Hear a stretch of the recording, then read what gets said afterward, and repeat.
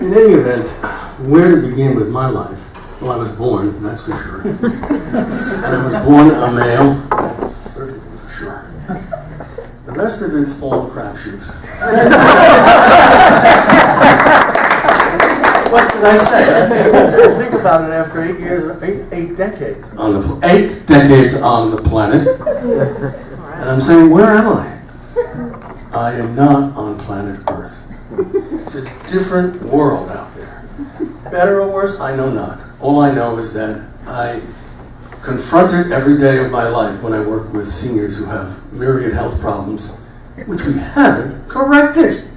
And we're worried about people going to Mars. We're worried about some plane crash that took place in a godforsaken part of the ocean. What is going on in this culture about priorities? And it's very destructive. On the other hand, I become guardedly optimistic when I talk about education.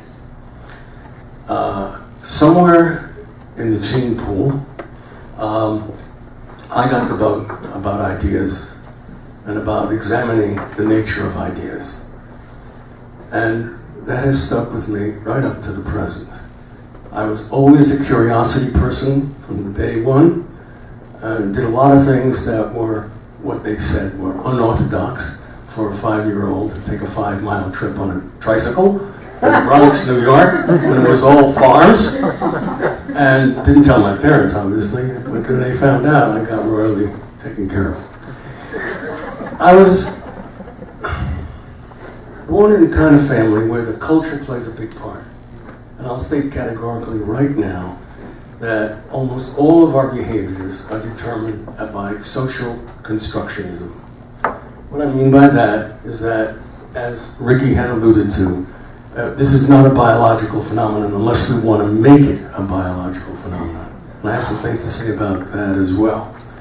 But basically, all of the attitudes, all of the proclivities, all of the destructiveness comes from interactions with a culture, whatever culture that is. I happen to be born in white, not Anglo-Saxon, American intergenderal cultural phenomena. And when I was born, I was the firstborn in my family. And the tradition in the Eastern Mediterranean is that the firstborn male in a family gets all the cubes of sugar from everybody, whether they had children from other relationships or not. So for the first 5 years, I lived with my grandparents. I had 4 aunts, 2 uncles, and a myriad of cousins, all in the same neighborhood. This was really high family density, if you will. Half of them came from the old country. The other half were trying to make it in the new country. And then I come into the scene, totally wet behind the ears, they told me. And I was the prince. Now, I don't know if it gets across to many of you who have not had that experience, but for me, as I look back on it, I really cherish that period. It was the most formative period of my life, I could say, after 8 decades. Everything else that followed from that would be derivative of that first 3 years on the planet. And I've had a chance to explore this in various ways over the next 7 decades. I did many different activities, but one thing that remained clear for me, I need to stay educated. I need to learn. The more I learned, the more I was able to teach. The more I was able to teach, the more I was able to learn what I didn't know and move further. I had some help with that from the school system that I went to in New York City. And I apparently was a very gifted student, both in music and mathematics and other mundane areas.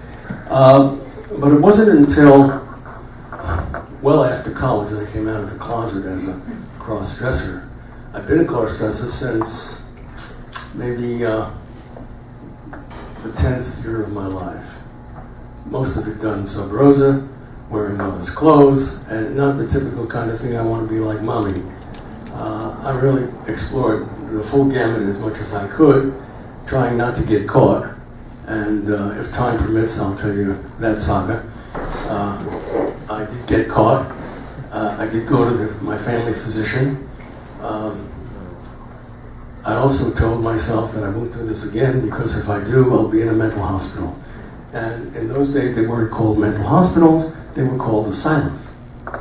And New York was notorious for having asylums that were totally, I would say Neanderthal, but that's a good word for the New York asylum system. Fortunately, they're all gone now, but I did have a chance to visit one in the second decade of my life. I was appalled. And I didn't know anything about mental hospitals except from a film called The Snake Pit. Does anybody remember seeing The Snake Pit? That was it, let me tell you. So I said, they're not going to catch me doing this. So I was really very sub rosa about it. And it wasn't until maybe 25 years later that I finally came out of the closet and with full gusto, using some of my other talents.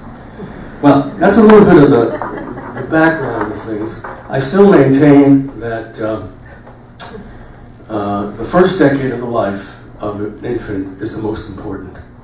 And apart from the health issues of having to learn how to go to the bathroom, how to eat food, how to breathe, how to burp, and how to walk, all of this takes place within the first year and a half to 2 years from normal children that we know of. But there are no tests talking about hormones at this age. And the hormones that we should be talking about are growth hormones, the things that we know in the endocrine system that nobody pays attention to. Hence, there's a real area of really good research to be done about how these hormones interact in the early childhood development of a child, male or female. The blue blanket, pink blanket, is that what, pink blanket? Yeah. Blue blanket, pink blanket syndrome was created in the 1890s. I think a New York Times or the Herald Tribune put something about how you distinguish between babies in a carriage. So if they're wearing blue bonnets, they were males. If they were wearing pink bonnets, they were females, and that was immutable. The second, more insidious thing is the state's use of gender as the way to identify you. And we see that every time a trans person wants to get the name change. Why are you doing this? How are you doing this? Are you in debt? Have you murdered somebody? And try to get a passport from these guys today, it's like, hello. So, and I don't know what it's like in Canada, but in the United States, it's become almost fascistic, run by people who are less than what I call sane. And fortunately, when I finally had to get my name modified, and I didn't do it legally, I did it by dint of recommendation. I was recommended to the the passport authority. But I should have 2 names on my passport, because I was doing programs in Canada and abroad. And as abroad was very interesting. The long and the short of this thing was, there are some legal hurdles we all have to go through, which create the anxiety of being human. I think most of our culture is based on an anxiety format here. And when you don't get it, you say, well, what am I worried about? It's when you start saying, oh my God, how am I going to get across the inspection here? I had 2 breast forms, two sets of breast forms, one of which were the ones that women use when they have mastectomies. The other was a makeshift one that I had done in my work in biochemistry. We created some plastic gels, and we had forms. And this friend of mine, wonderful, wonderful friend, who actually brought me out of the closet in the 70s, and I worked on these. And we announced them at Fantasia Fair, when Fantasia Fair was running, that we had the best breast forms because they could be attached to your body without any interventions, and you could swim with them, and you could have cleavage, and on and on and on. And of course, this culture is big on how your breasts are formed, how close they are to each other to form this V, how to entice, how to suppress, you name it, they can do it, and women do it. I've learned a little bit of the technique, but I'm not enamored of having them permanently. I think of the friends that I've had who've had these things, female friends, and it's not a good sign. They really rue the day that they're so big. They rue the day that they don't function anymore, and they rue the day that if they had to do any modification, it would have been a mastectomy because of cancer. And yet we continue to labor that the breast is one of the most erotic parts of the body. So all of the cross-dressing population has got to have something that reflects that. And so that's one of the props. And there are a whole series of props. So that I began to see in the teenage years that you've got to have a certain set of props to cross the line from being a teenage girl to being a young woman, to being a hunk, that's not the word. What's the word? One of my problems now as I get older is I have the word on the tip of my tongue and I can't say it, not because I don't want to say it, it just slips out. Talk about neuron depravity. Anyway, well hung is the right word. And I was very shy about being well hung. I said to myself, I'm not going in a bathing suit that has really a real pocket, or what we call it, a basket. I learned from my gay friends how they deal it. I was cut, not uncut. Now, if you're in the parlance of the gay world today, you got to talk about being cut or uncut. Now, I didn't have surgery, but I was cut. I was cut. So, all this by way of saying that lots of the craziness of growing up and being, I didn't call myself a transgender, I was called TV 5 minutes. Oh, please. Oh,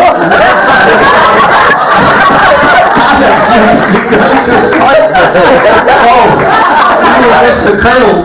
You missed the kernels of my talk. Unlike Ricky, who prepared her testimony here, like it was a 12-page volume.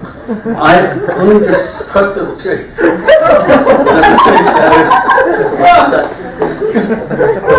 Don't bring that up.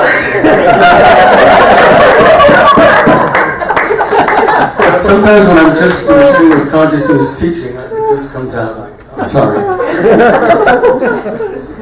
I wrote Always on the Plane, and then I looked at it, it's 8 pages. I mean, just like Susan did. She saw that biography, all the things that she did do that were not included. I did it in spades, but what I want to make sure I cover you guys with has to do with why I think the world can be better if you educate them, not leave them in the lurch. And that's why particularly education in the preschool area is critical to changing how we feel about gender, how we feel about sexuality, how we feel about not going to war. It all happens in the first 5 years of the first decade. If you're a war hawk or you're a dove or whatever, you don't see that until you're a teenager, and maybe even later, if you are unlucky or lucky, as the case may be. Woo. Achievements. I'm not going to talk about them. They're all in my book. Where's that little thing I have? Here. Although this book was done by Vern Bull, well-known friend, sexologist, sex therapist, writer, you name it. Vern and his lovely wife, Connie. Was it Connie? Bonnie. Were instrumental in putting the trans world into the professional arena from the point of view of behavior as opposed to psychology, psychiatry, and diagnoses that are totally erroneous in DSM 4, 5, 6, and even 3. But I'm always appalled when it comes to raising the gender questions, they've got all the answers. But when they took out homosexuality from the DSM, nobody batted an eyelash. You know why? Half of those guys, not gals, were gay. So how could you be gay and be on a panel when you're diagnosing it as mentally defective? Anyway, that changed, but it hasn't changed for transgender. What's more, there were people who really were uncomfortable with gender shift. I want to be a woman today. What's wrong with that? So what were women wearing in those days? If you were 15, there was a skirt, you were wearing tops. Pants were not in the wardrobe, except once in a while when you went on a picnic. Then you could wear a set of slacks. Otherwise, you didn't wear a skirt, they would never know who you were. And in the court system in the United States, women attorneys could not come in pantsuits. It was only about 10 years ago that they finally allowed that to happen. And I said to myself, what's that all about? And it turns out the judges, who were mostly males, did not want to see women attorneys dressed like they were. So they didn't allow that. And then they said there's a protocol. And that's the one thing about democracies that you have to be careful of. Whenever they run into a roadblock, there's two strategies. One, regulation. If we regulate it, then we can control it. That's number one. Number two, if we can't control it, we become fiat and almost oligarchic in our thinking about how we deal with things we don't like. And if we are in power, we make sure it doesn't get done. And we see this around the states in the United States. The southern states, we've had some very good discussion about how people look at gender and so forth.